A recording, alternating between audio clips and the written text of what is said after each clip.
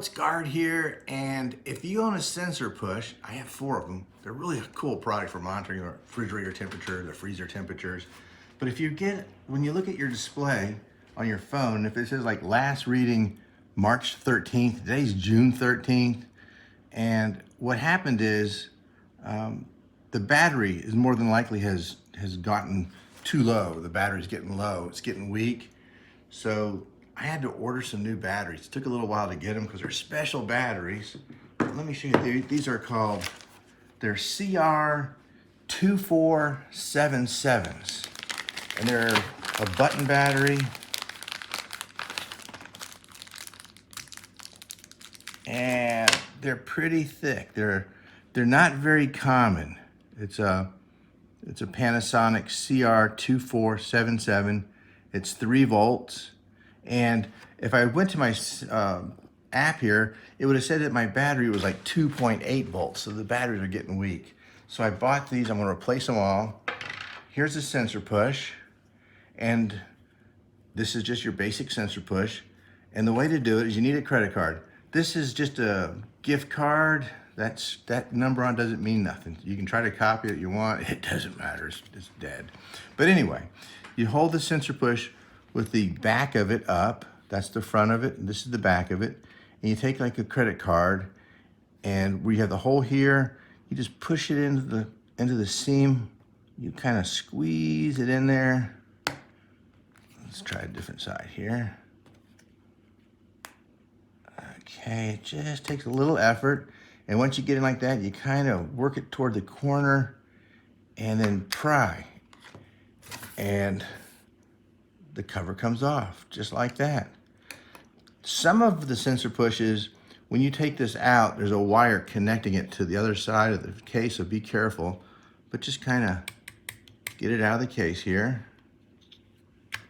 Let's see, almost had there.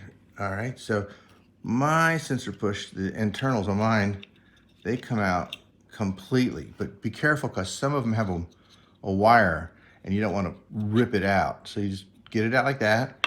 And now you see, here's the battery. And you just push it out.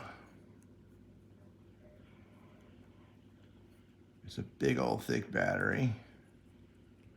And you notice that when it comes out, that the Panasonic word's on top.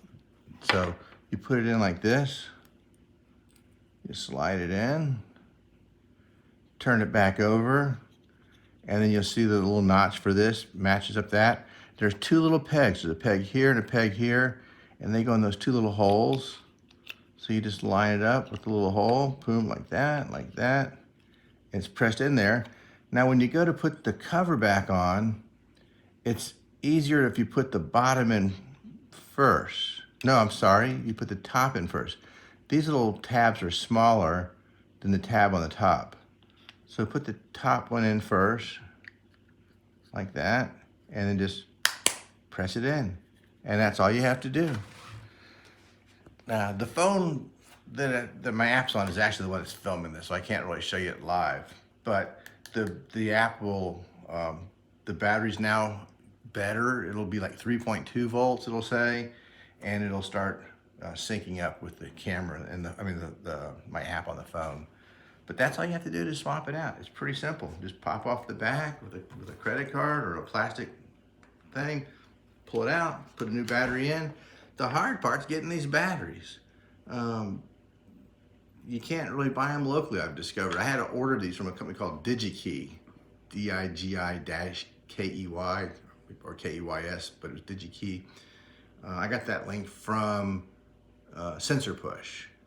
A lot of sellers on eBay, on Amazon sell these, but a lot of them had bad reviews, so I bought it from a company that SensorPush recommended.